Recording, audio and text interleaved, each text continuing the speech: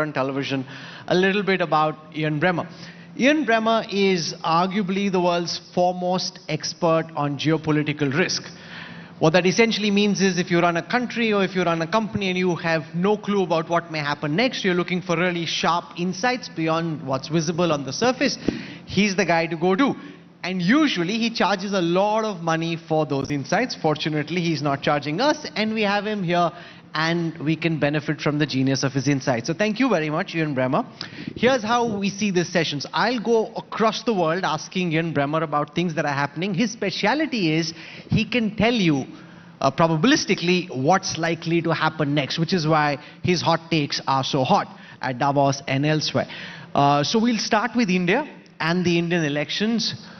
Most foreigners don't really want to come to a country which is bang in the middle of an election. They just want to see the results before deciding what to say and what to do. What brings you to India bang in the middle of the Indian election here?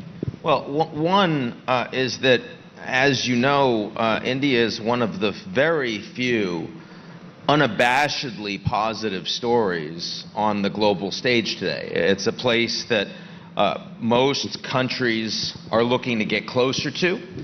It's a country that increasingly has a global strategy, a strategy with the global south, a strategy with the West, not quite a strategy with China, but we can talk about that.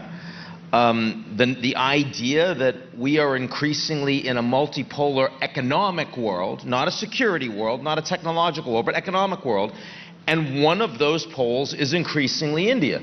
So I don't see how you can be in global business and not regularly come to this country. And especially given that my presumption, and it's a presumption, is that this is going to be one of the more stable and uncontroversial elections in the world this year, something that Fareed and I agree about, means that showing up in the middle of the election creates some excitement, but otherwise doesn't really matter all that much. Interesting, because you're saying there is a certain level of predictability. Those in the opposition will say, hey, that's not quite the case. We've got a real election on our hands. But that aside, we'll know on the 4th of June.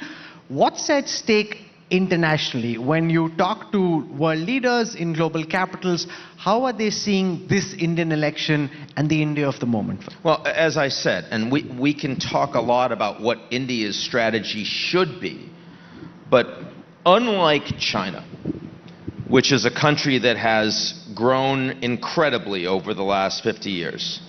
But that rise on the international stage has increasingly been about itself, about ideologically redressing perceived grievances at the hands of colonial powers that did damage to it, repositioning itself to its rightful place historically, whether we talk about Taiwan or Hong Kong or the South China Sea or globally, but also a country that has an authoritarian political system and is becoming more so, and a country that has a state capitalist economic system and is arguably becoming more so. India's growth story is nowhere near as spectacular as China's, but it comes with a strategy and an ideology that is not anti-colonial. I mean, to the extent that Modi has enemies, they're mostly at home. They're mostly in India. They're not global. Modi is not only trying to position India as the leader of the global south, as a very effective Indian chairmanship of the G20 helped display, but also, with the exception of Canada, which I think India has mishandled, but is also a comparatively small country, India is positioning itself as a bridge to the West, with stronger relations, more durable relations with Europe, with Japan, with the United States.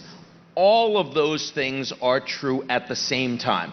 I think that is a value. I think it's very important for the rest of the world looking at India, not to be thinking about a country that is elbowing its way to control, to wrest the rules away from other countries, but rather a country that is trying to rise harmoniously and is defining itself increasingly on a global stage in concert with most other countries. I think that's very valuable, and I think that that is a mark of stability for a country that is, in my view, likely to have the same leadership, give or take, for 15 years. That's a big deal. That you can't find that combination of things in any country that matters around the world today. You can't find it. And that's a good reason to be here. Good reason to be here right now, and it's a good reason to be here generally. You said that there is a certain predictability about the election. I want to bring you into the big political debate here about the inevitability of India's rise. Those voices from the opposition say it doesn't really matter what happens in the elections. On the 4th of June, India will continue to rise. This is India's moment. And then there are those who say no, stability, leadership, Prime Minister Modi being at the helm is important because he's the one who's helping India grow faster. From your lens, internationally, how do you see this question? I'm in between. You talk about China +1 in India. That's your term of art in the United States. And the Europeans, they talk about friendshoring, nearshoring. They talk about de-risking but not decoupling. But they all amount to a shift of investments that diversify from China as the world's engine of manufacturing, the world's factory, to lots of other countries, of which India is one of the most attractive stories. Not the most attractive story, but one of the most attractive stories. So that helps India. But if you want to lean into that, you need more predictability. You need more transparency. You need a more effective judicial system that can actually take cases and rule on them expeditiously. You need better infrastructure. You need to fix the metro system. You need more corporations to know the India story. And you need the global order not to break down. You need globalization not to fall apart. So some of that is India's leadership, absolutely. Some of that is the global environment.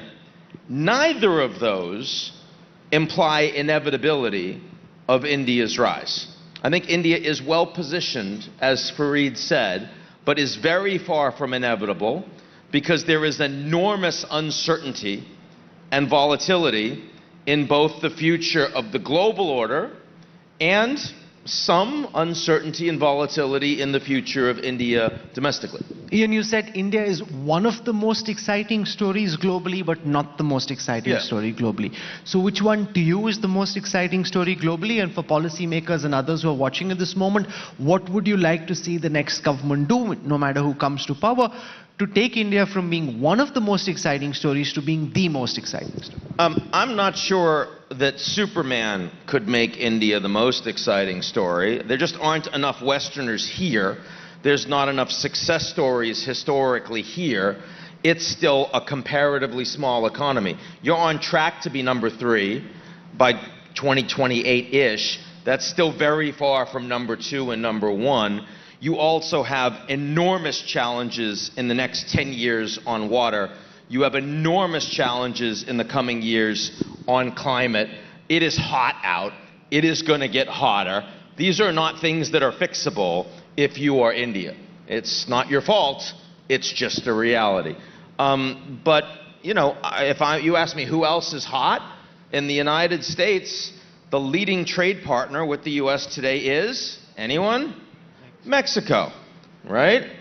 And Mexico is also having an election on June 2nd, and it's very predictable, not guaranteed, just like India, but fairly predictable, and that AMLO's preferred outcome, just like Modi's preferred outcome here, is likely to win. You only get one term in Mexico, so it's Claudia Sheinbaum. But that transition comes to a woman who also has a climate science background and understands a few things about the 21st century economy, 2 things that do not describe AMLO. So Mexico is becoming more integrated, as almost a huge 51st state with USMCA that has incredible benefits for continuing that supply chain and infrastructure. And then, of course, another big story is the US. The US is a very attractive market because the Americans are subsidizing it as industrial policy and building semiconductors after forgetting about them for 20 years. The US is in a part of the world that is geopolitically stable. India is not. Think about your borders. You know, Myanmar's hard. Pakistan is hard. China is hard, right? I mean, the United States has Mexico and Canada. The only geopolitical challenge here is borders, which Americans decided not to care about, and they shipped the people back, which is really sad and is not befitting American values historically, but is not a geopolitical instability. India has to spend a lot more on defense. Why? Look at your region. So, I mean, there are challenges with being India that don't go away no matter who you elect. I mean, that's an obvious reality. Share your assessment of how the Indian government has handled foreign affairs over the last 10 years or last 5 years, and what are the challenges you foresee for India over the next one? Well, look, I mean, I think that I look at Modi and Abe, the strongest Japanese prime minister in modern history. And this was a guy as prime minister that was willing to come and visit Modi when he was running Gujarat, which was out of protocol for the Japanese. How amazing. This was a guy that was saying, I am going to build this relationship with the Japanese who don't produce anything that's poor quality, don't produce anything cheap. How is that going to work? Modi found a way to make it work and to be trusted, and that built one of the strongest relations in the G20, which really matters. Well before the Americans really cottoned on to the India story. The Quad is, of course, a big piece of architecture that really helps to bring the Indians in strategically. And yes, India is buying an awful lot of oil from Russia, which is aligned with US policy. The Americans are unprepared to pay a lot for Ukraine, and as a consequence, they're not prepared to try to shut down Russian oil export because they don't want $120 oil, they don't want a global recession. But India is also working much more closely with the Americans on issues of national security, on issues of defense, both in partnership in military exercises, but also in production. Those are valuable things that have happened under Modi. So I do believe that there has been a strong effort to build out more stable, more strategic relations with most of the advanced industrial democracies. At the same time, Modi and India and their success and their willingness to have a more global face, to have a more global strategy, whether at the COP summits or the G20 or in the BRICS or at Davos, all of that has been inspirational to developing countries that don't have that capacity and don't necessarily trust putting all their eggs in a China basket, especially because China's really big, but China wants a lot of political leverage with their economic influence. Most countries in the world, like India, do not want to choose between the United States and China. This is where I have the greatest disagreement with some of what Fareed Zakaria argued, and you heard him saying very strongly that he believed India would grow faster if it attached itself to the US bandwagon. Most people sitting here, those watching you, would say, no, we like the sweet spot that India is in, where it is very good friends with the United States, and we build on that deep and abiding partnership. But we also want to keep a door open with Russia. We would like for tensions to come down with China. Even if that doesn't happen, we don't want to be on one country's wagon. How do you see this? Well, I mean, you're not in Belt and Road, so you clearly don't really want, you're in the Quad but not in Belt and Road. That's like being a little bit pregnant, right? So, I mean, the idea of Indian neutrality is a myth. But you like being a little bit pregnant. I can see this is working in this conversation because, you know, that's a whole gender identity question. But when I think about where India is going long term, my difference with Fareed is saying bet more strongly with the United States and allies when it really matters strategically, and don't when it's going to get you in trouble with other countries that matter to you, right? So when I think about the future of globalization, India needs globalization. The United States is betting much more heavily on industrial policy. You just heard from Fareed, if Trump wins, internationally, he thinks the US is going to be more isolationist. Why would India want to bet heavily on that? That's dangerous to India. I think the future of the global economy will have AI that is dominated by the Americans, and therefore India should bet on it. And we'll have an energy transition that is dominated by the Chinese, and therefore India should bet on that. That's what the Europeans are going to do. The Americans put 100% tariffs on Chinese electric vehicles. And privately, the White House will say should have been 300%, should have been 400%. Why? I mean, is it because the Americans think that's the best way to ensure a green future? No, has nothing to do with green. Has everything to do with elections, protecting labor and automotive, and making China less competitive. The Europeans are likely to put more tariffs on Chinese EVs. 20, 25, 30%. Why not 100? I mean, wouldn't Fareed say 100? No. And they're not doing that because the Europeans recognize that they don't want their people to drive expensive, poorly made EVs. Now, if the United States decides that everyone in America has to drive a poorly made, expensive EV, there are enough Teslas for everybody, right? They can do that. But the rest of the world is going to drive Chinese. It's eventually going to happen. And not only that, but the battery technology and, wind and solar and nuclear, China's increasingly driving that. But the Americans are driving AI. You heard from Fareed, the top technology companies, the most innovative, the large language models. But the Chinese are not effective in large language models. Why not? Because they don't want their population to hallucinate on the back of Western technology. So if the Chinese decide that their people are not going to have access to the most incredible new technology that is creating productivity and efficiency and reducing waste, bet on with American platforms for the best possible AI in the world. So my view is that globalization is not over. A Cold War is not inevitable. The global economy is not decoupling. And as long as that remains true, China and India should not be making permanent structural bets that cut off options. That would be a problem for India, in my view. I think Fareed and I are probably 80% aligned on this. But I think the remaining 20% is important. You're saying on things like nuclear, solar, wind, EVs, India should work with China as closely as possible, but that's a real problem here because in areas like Depsang, Demchok, along the line of actual control, we have not eyeball to eyeball, but we have a face-to-face confrontation between the Indian Army and the PLA. How do you see the India-China equation play out? You also speak to people in mainland China.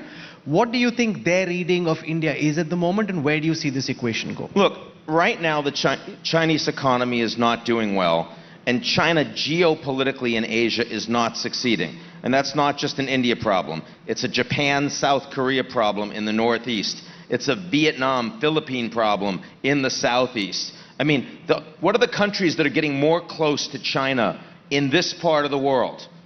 Tibet, right? Nepal. Not Tibet, to Nepal, Maldives, right? I mean, those are the elections that have actually gone in China's favor.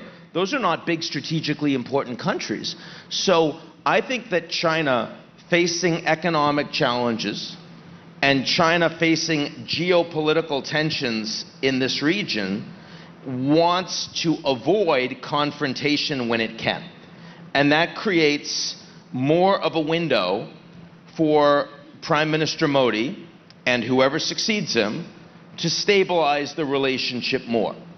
That's not held up at India's end. That's largely held up at China's end, which at this moment doesn't seem willing, despite all the cross-border talks, to find a solution to the border confrontation. Why do you think that's the case? Because as Indians look at the situation, they wonder, how does China gain from prolonging this confrontation? Yeah, well, again, there clearly has been some willingness to talk about pulling some troops back, some willingness to talk about increasing, air travel between the two countries. I think that this is the time to lean into this. There are a lot of CEOs around the world that see that the Chinese charm offensive is because they're not in a great position. So you lean into it. The Australian government, you've seen head of state visit, now we're going to have premier visits. Why? Because Australia likes and trusts China? No. Australia's in AUKUS. Australia's in the Quad. But they're leaning into that because they see that China is likely to offer them more in this environment. Why is Biden spending the time in the Woodside Summit? Why has he asked Jake Sullivan to over-communicate with China? Why are they working on fentanyl? Why are they working on climate together? Why are they trying to keep Taiwan well communicated over and stable, and even coordinating with the Japanese and others? Because they see that China is not in the best position and can actually stabilize some long-term issues that otherwise would be problematic in a world that's very unstable. So again, if I were advising Modi at this point, I think this is a meaningful time, a meaningful opportunity to do the kinds of things that many others in the world are trying to do. The biggest political risk globally at this moment is the election in the United States. What's your reading? All the data trackers that we're seeing here seem to suggest that Donald Trump has a slender edge over Joe Biden. Does it seem to you probabilistically that Trump's coming back? Yeah, but my level of confidence is near zero. I mean, first of all, the elections are 5 months away. I could tell you what's going to happen in Russian elections in 5 months, right? The United States is still a democracy. I mean, it's not a very well-run democracy. It's not a very representative democracy, but it is still a democracy. So I don't know. These men are very old. We have no idea if they're both going to be alive in 5 months, right? I mean, that's still an open question. First applause line for the crowd here. Very interesting. The Indians are clearly rooting for something major to happen in the United States. I'll tell you, we don't know. We don't know. But what we do know is that this election matters a lot. And it matters a lot for the future of U.S. democracy. And it matters a lot for foreign policy in an environment where there are major wars going on, major tensions going on. The future of the United States is far more uncertain on the back of this election than at any point in your lifetimes. Is that because your heart is speaking over your mind? Because if you look dispassionately just at the polling data and the average poll of polls of all data, statistically it seems Donald Trump has the edge, which would suggest that he should win. Yeah, 60-40. Yeah. But it's 5 months away. I would say right now, 60. If the election were today, Trump probably wins. The election is in 5 months. That's an incredibly long time for an election with two really unpopular men that are running. No, it's not my heart at all. I think at the beginning of this year, I said I believed that Ukraine would be partitioned. I don't want Ukraine to be partitioned. My heart thinks that's wrong. It's immoral. It's horrible for the future of the world and rule of law and NATO and all of these things, but it's still going to happen. I mean, things that I don't like happen all the time, especially in geopolitics. But this election is too early to meaningfully predict. It is not too early to meaningfully talk about the implications. So let's do that. What does Trump 2.0 at the White House look like for the US and particularly from India's lens? What does it mean for India? So let's start globally. If Trump wins the election, Trump acts like a guy who is very unpredictable, but has the biggest stack of chips. And therefore, you usually fold. Even if what he's doing seems stupid. You just don't want to lose all your chips on that one hand. And so, when Trump goes over to Mexico you don't improve the border situation, I'm going to tariff you until your economy is destroyed. The Mexican government, and I don't care if they like them or not, they say, okay, they fold, right? And so I do think that the border situation was more stable under Trump than under Biden for that reason. And if Trump wins again, the border situation with Mexico will be more stable.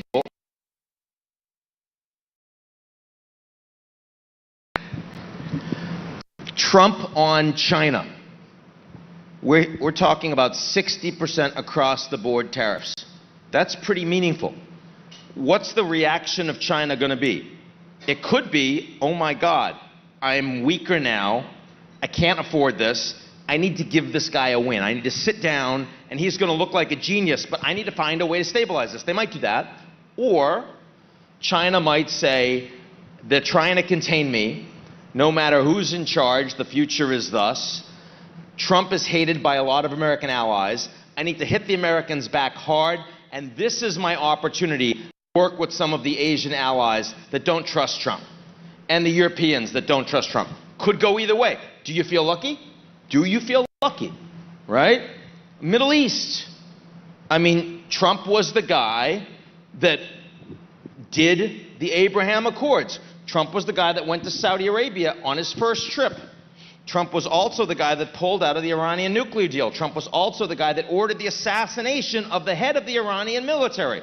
So Trump comes in much more likely to tell the Israelis, this is the deal, and you accept this Saudi normalization, or that's it. I'm cutting you off. More likely.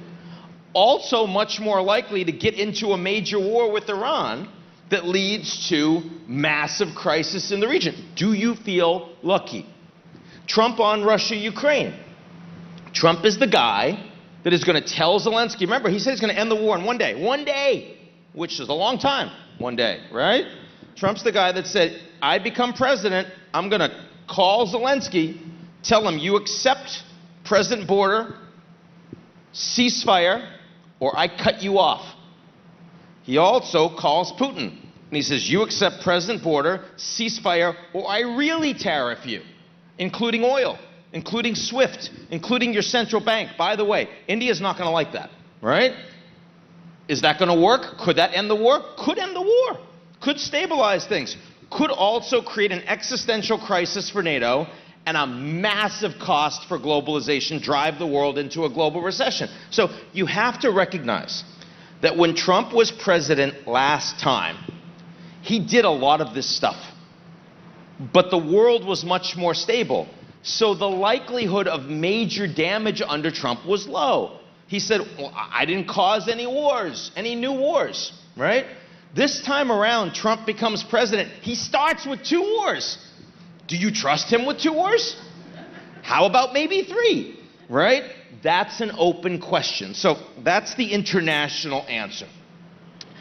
India should be in a good position relationally with either Biden or Trump. Shouldn't matter much. But Trump is more dangerous for India as a country that needs global stability. You want to continue to grow? You want to continue to hedge? You want to continue to bet incrementally on the US more than China? You don't want Trump.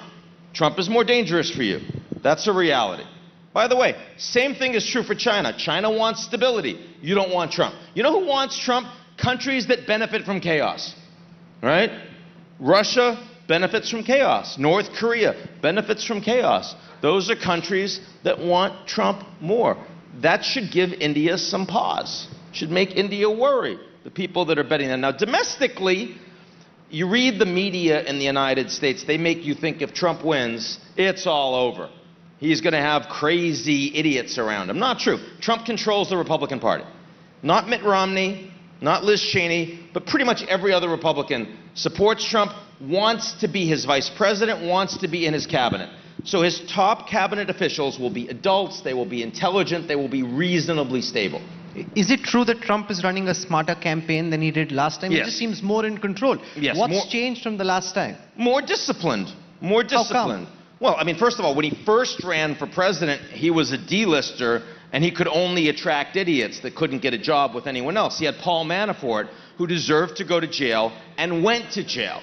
right? And he offered to be Trump's electoral advisor for free, right? If they're offering you to do it for free, you're probably not any good, right? So this is a different story, more mature organization around him. But the danger for Trump this time domestically, last time, Trump wasn't trying to defend himself when he was president. This time, 91 indictments. This time, Trump believes, or at least he's trying to convince himself, that there are enemies, political enemies, that are trying to put him in jail. Not inappropriately. And so Trump will, as a matter of top priority, Trump will look to appoint loyalists in the Department of Justice, the Federal Bureau of Investigations, and the IRS, not only to end any challenges for Trump and his friends, but also to go after his enemies. And that will permanently erode rule of law in the United States. Doesn't make the U.S. a dictatorship, doesn't mean civil war, but it does mean that if Trump wins, and he does that, in a future U.S. election, the likelihood that the incumbents will win is no longer 50-50. 60-40, 70-30, 80-20. In other words, there will be a structural advantage for the government that controls the judges and the agents and the special agents and the IRS. That's a problem. The media, Truth Social is not worth anything right now. If Trump becomes president, it's worth a lot, and he'll still control it. That's a problem, right? That's not democracy. So what you will see if Trump wins is that, look, you've got the United States that back in 1991 was considered an ideal of democracy. And then you've got a country like Russia or the Soviet Union that was an illegitimate dictatorship. Now, over the last 30 years, the United States, there's a lot of space between here and here, but the United States has slowly but steadily moved towards the middle. And if Trump wins, it's going to move more to the middle. And what's in the middle? Turkey, Hungary, Poland.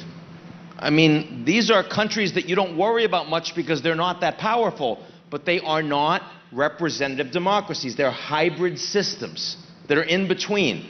The United States could become in between, but be the most powerful country with the most powerful military, with the world's reserve currency, with the most powerful new technology companies, but not be a full democracy.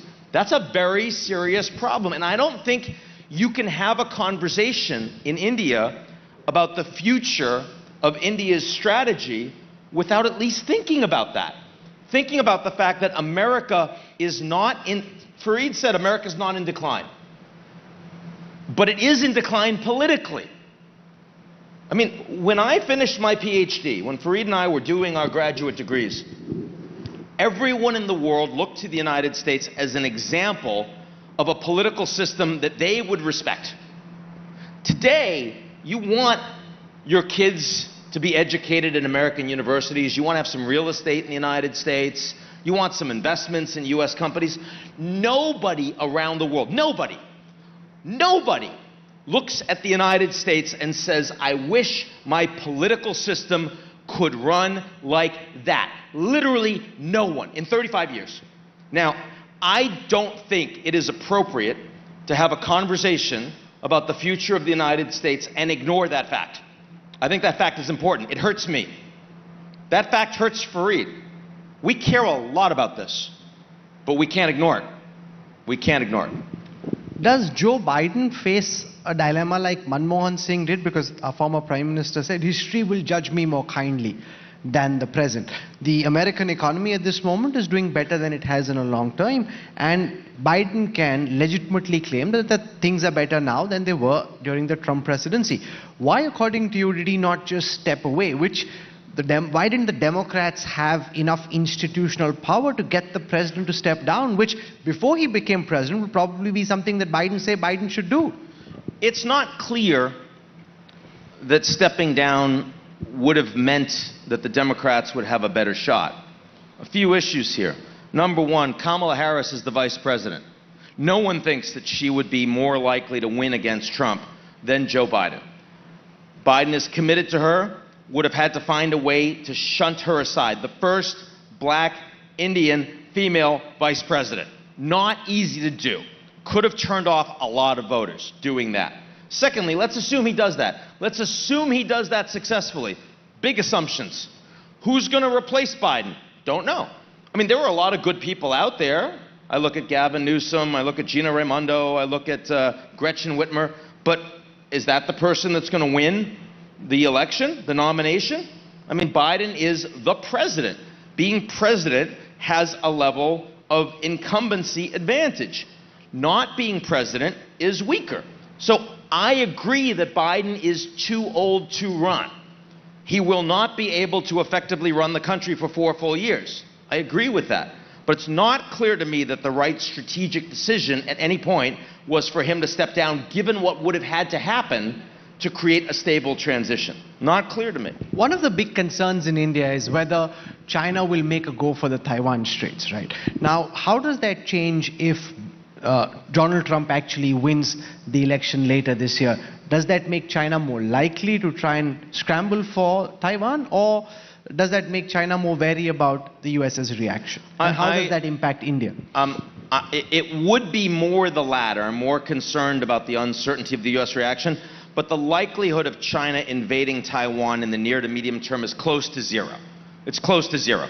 For the reasons I suggested, this would be a massive risk for the Chinese economically, militarily, and therefore politically. TSMC still matters a lot to China. They invade Taiwan, TSMC is gone, it's toast, right? So how's China going to have semiconductors? They're going to have to rely on their own. The reaction of the international community to a Chinese invasion would be like the reaction of the international community to the Russian invasion of Ukraine.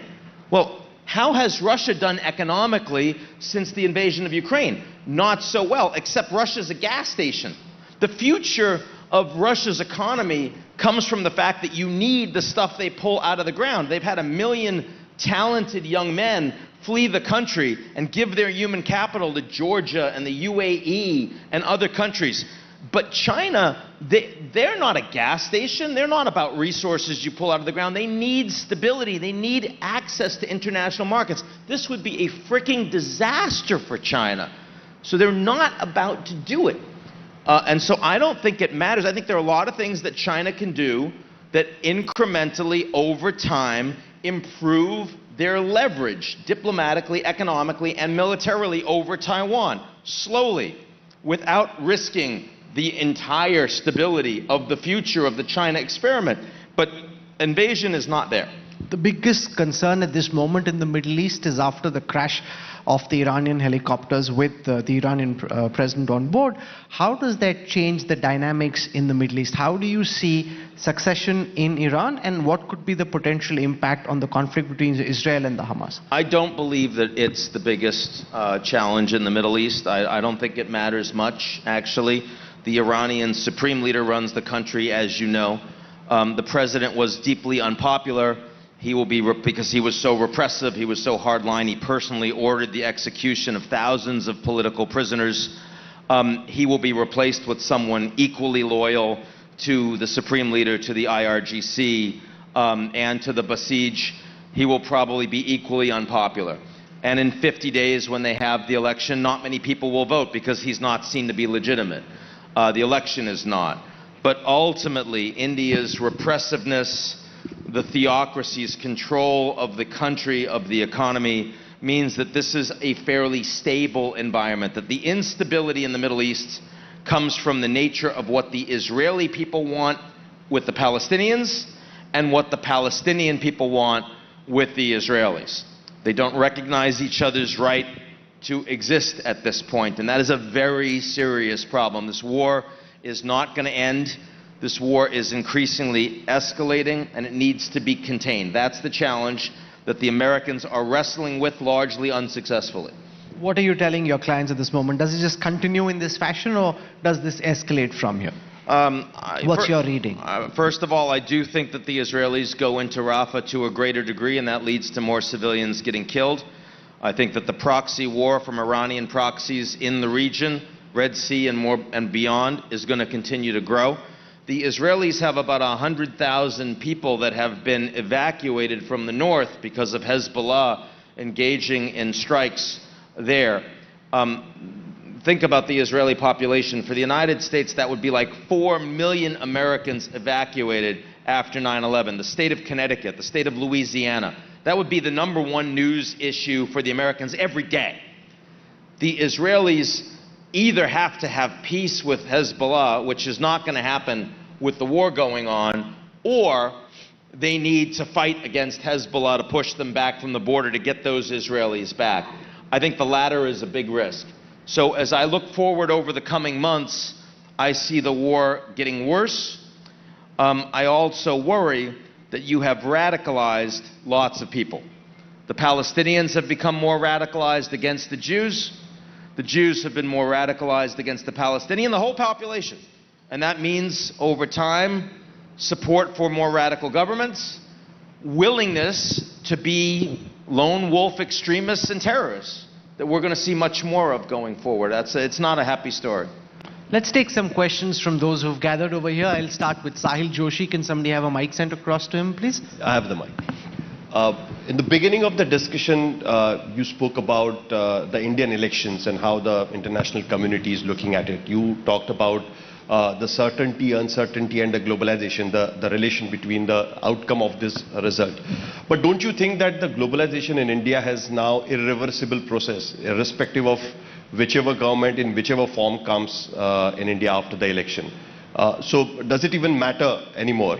Number one. Number two, during the last US elections, what we saw is that our Prime Minister had visited US before the campaign started.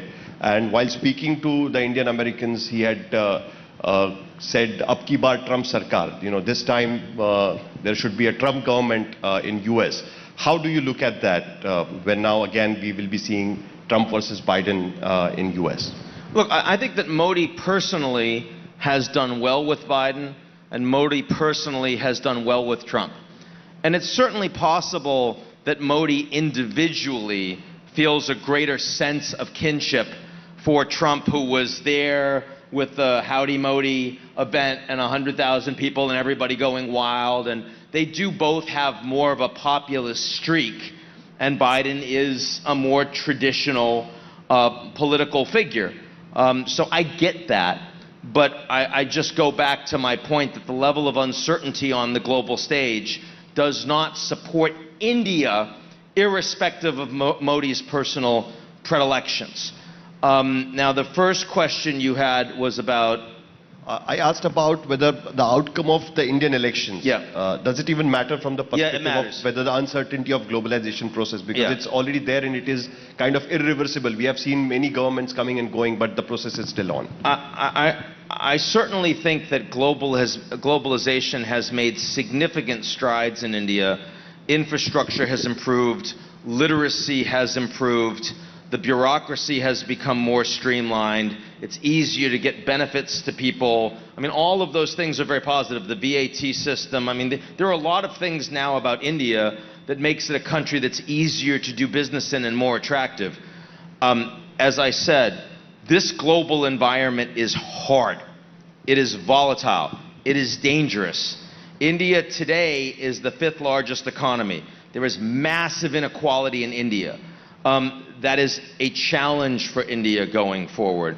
There are a lot of people in India that are going to face enormous problems. You've got a small number of very wealthy Indians. You've got a large number of Indians that are living at sub-Saharan African life quality and standards.